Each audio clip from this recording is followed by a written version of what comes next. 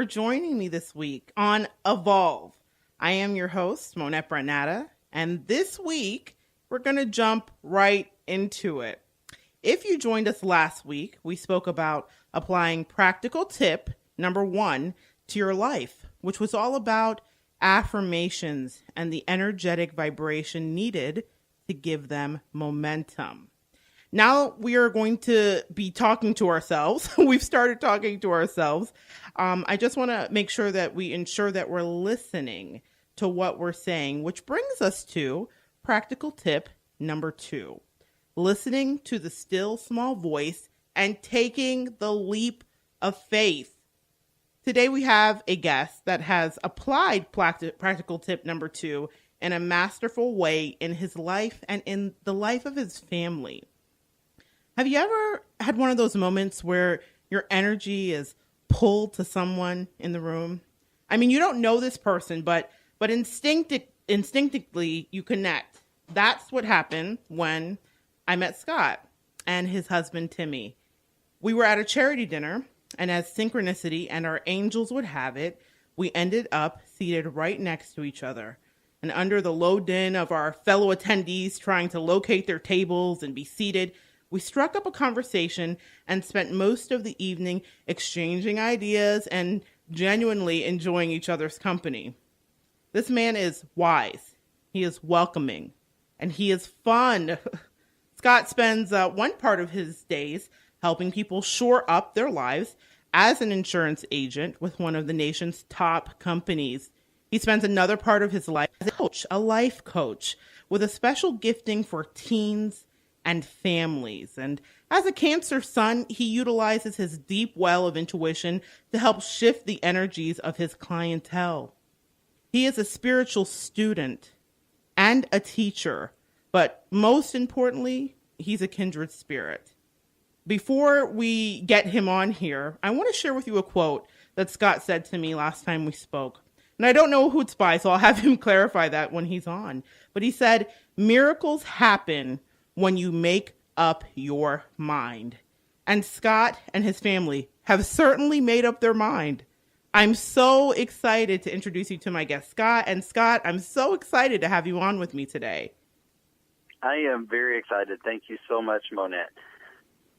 You're welcome. I just wanted to ask you a few questions about how you made this transition, because I find that when people understand how to do it and how other people have done it, sometimes seeing something done or hearing about it done makes your transition into what you need to do a lot easier. So let's start at the very beginning, a very good place to start. Before you heard the still small voice, what was your life like? Well, actually, we had a great life. I mean, we still have a great life. We had a beautiful, brand new 5-bedroom, 3-bathroom home at the lake.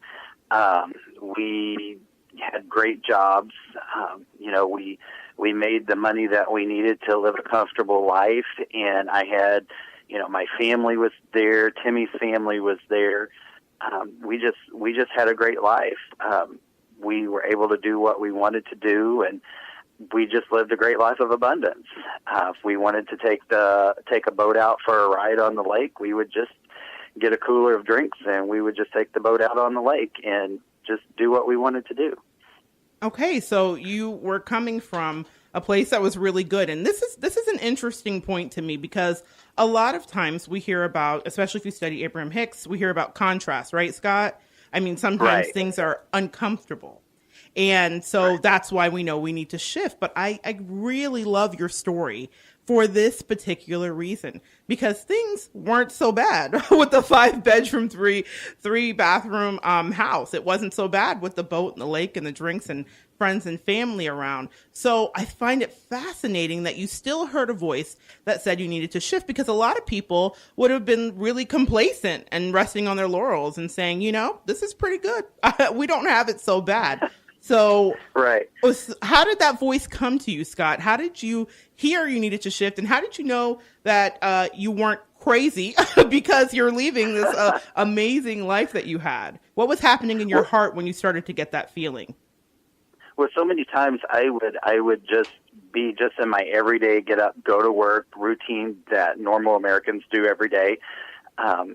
Get off of work, stop by the grocery store, grab something to eat, just everyday routine. But when I would do this routine, we would go through this routine. We always felt like something was missing, that there was more to what I'm supposed to be doing in life. Yes, I was fulfilling, a good career and a great home, but there was always that little desire in there that there's more to what I'm doing. There's more to me. There's more to what I was doing. And I just kept thinking, well, is that right? Is that just my flesh being like, oh, I want to go party at the beach for the rest of my life, or do I want to stay in my comfort zone? Right. Where I know that, I've got this paycheck coming in every Friday. I know that I've got this to come home to every day.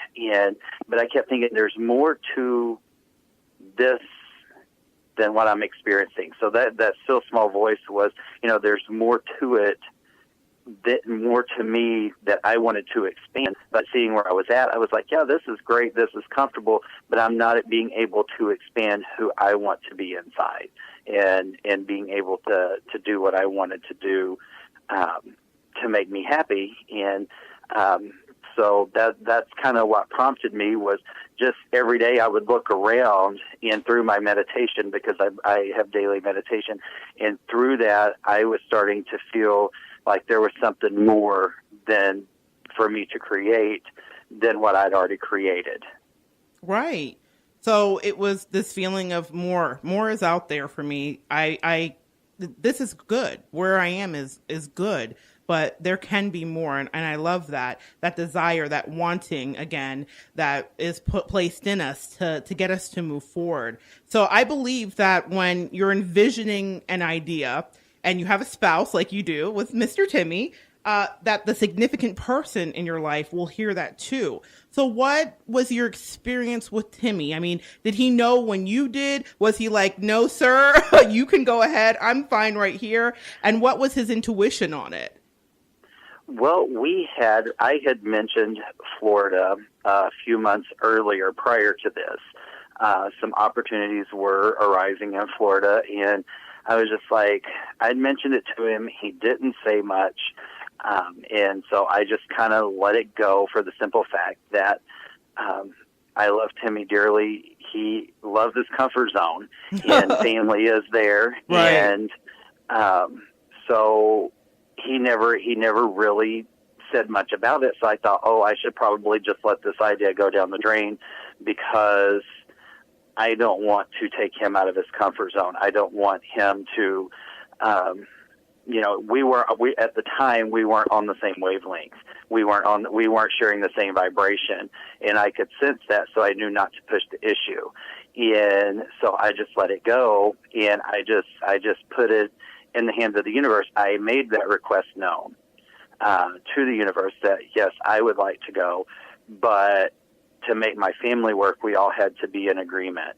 And I believe that to have a healthy family, you need to be on the same vibrational length to be able to make those decisions. Well, we were sitting in Taco Bell for lunch one day, and good old Taco Bell.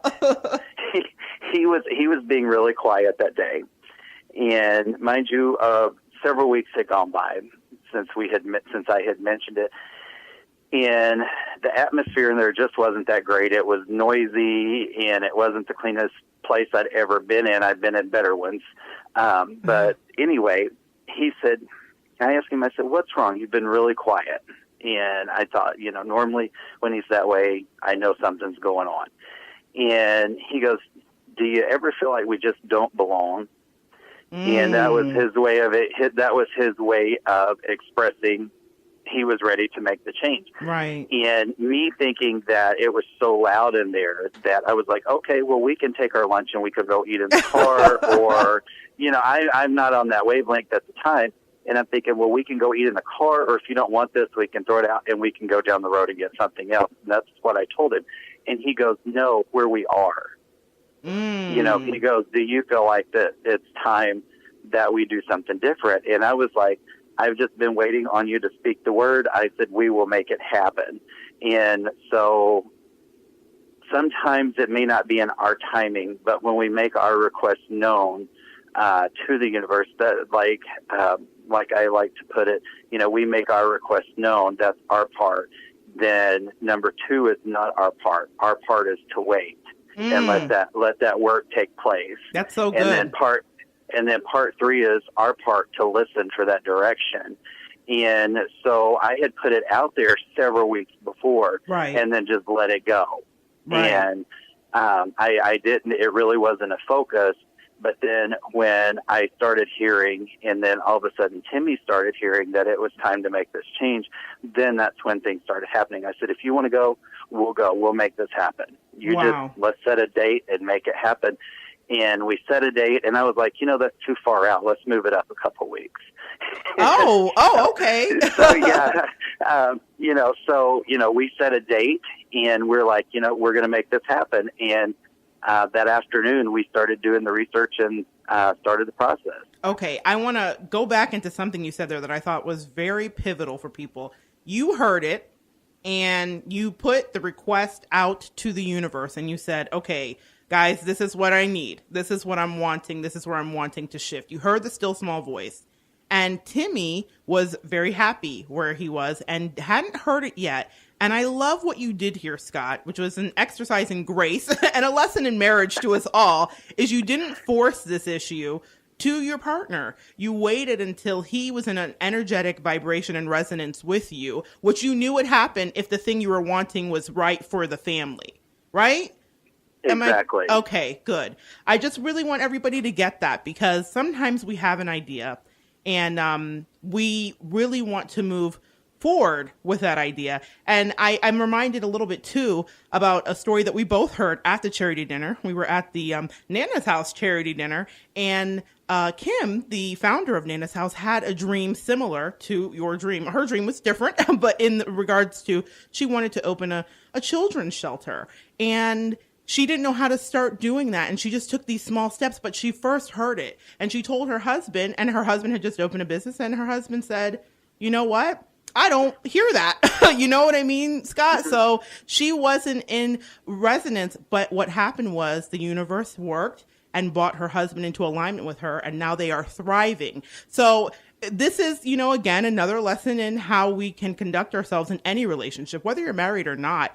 You sometimes will hear things and your spouse may look at you with a side eye, and that's okay. Right. Because if it's right, and if it's pure, and if it's true for what the vision of your family is, and for your family, Scott, you are certainly the vision bearer, okay? But if it's right and true, God's going to bring it all together. The universe is going to make it work itself out. So I love that you waited and were patient with Timmy until he heard it authentically in his spirit and in his gut as well. During this whole time, were there moments, I have to ask you though, in the process when you doubted that Florida would become a reality, that this was really the right place for you? It was one specific. There weren't any that were major, except the one specific area was we had never been to Florida. I had never even set foot in Florida. We were trying to lease our place sight unseen. We were doing all of this via email, telephone calls, internet. And so to put this in a nutshell, I had contacted the place where we actually live right now, and there were several offers that were out there. And just to bring it back to what you said earlier, miracles happen when you make up your mind. Yes. And so that was actually a quote from the late Reverend Ike, by the way. Okay, if you ever get a chance to look him up on YouTube, amazing man and speaker. He will bless your heart. But bringing that up, miracles happen when you make up your mind. And so long story short is we actually have looked at several places. And in the process of looking at several places, this place came available. And I thought, well, I don't want to put several applications out there.